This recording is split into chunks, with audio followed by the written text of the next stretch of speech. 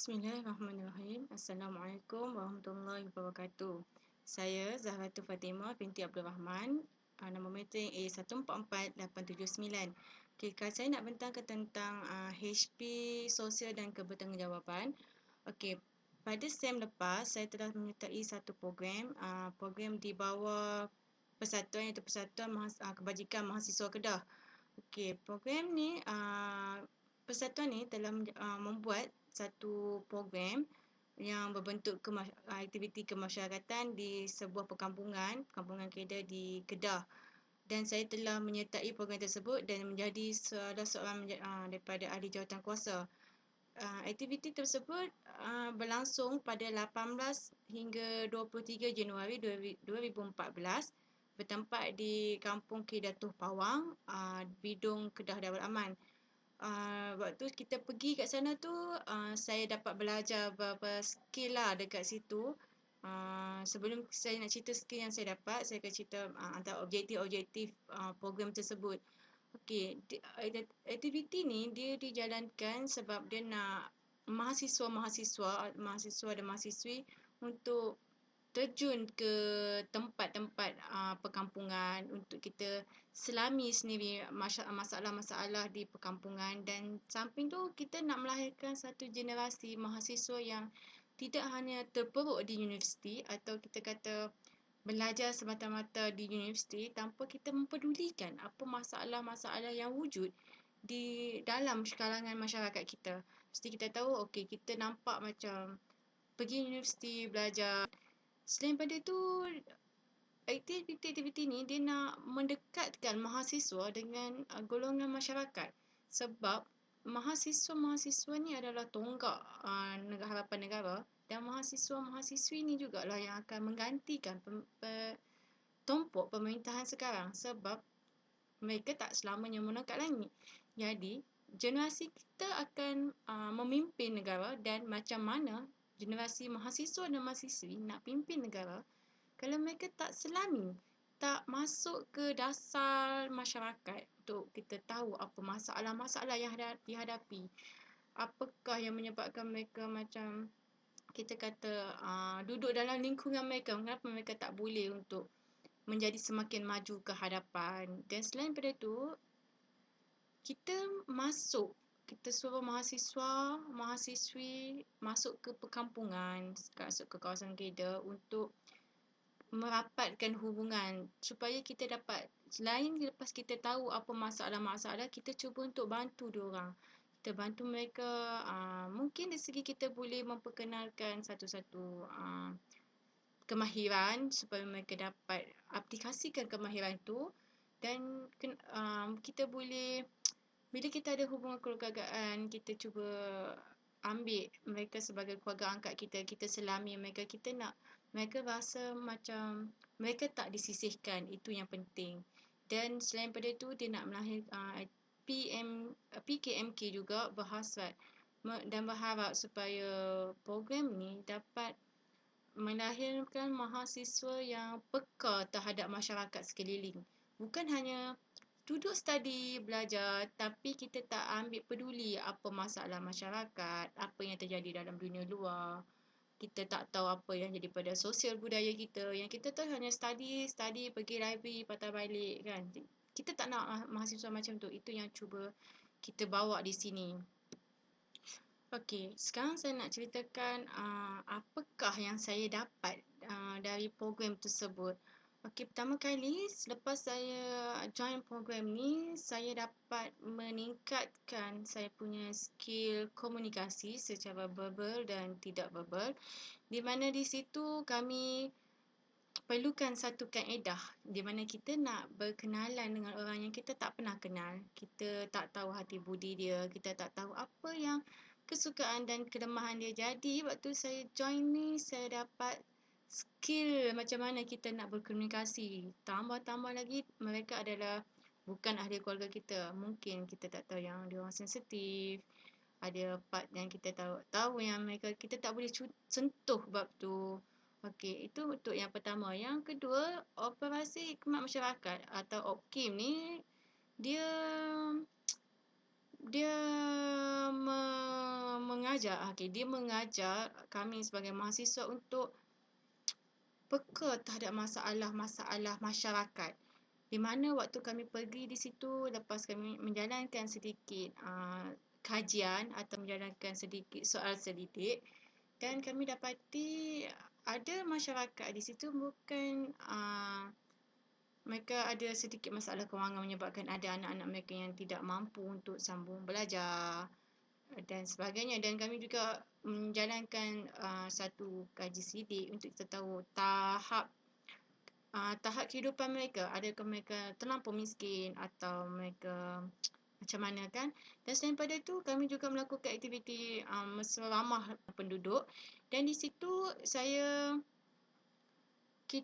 belajar macam mana kita sebagai mahasiswa kita nak letakkan diri kita dalam masyarakat macam tu. Sebab kalau di universiti kita berdepan dengan masyarakat yang educated, yang belajar. Jadi cara kita bercakap macam kita ni, kita pandai, kawan-kawan kita pandai, kita bercakap tentang fakta.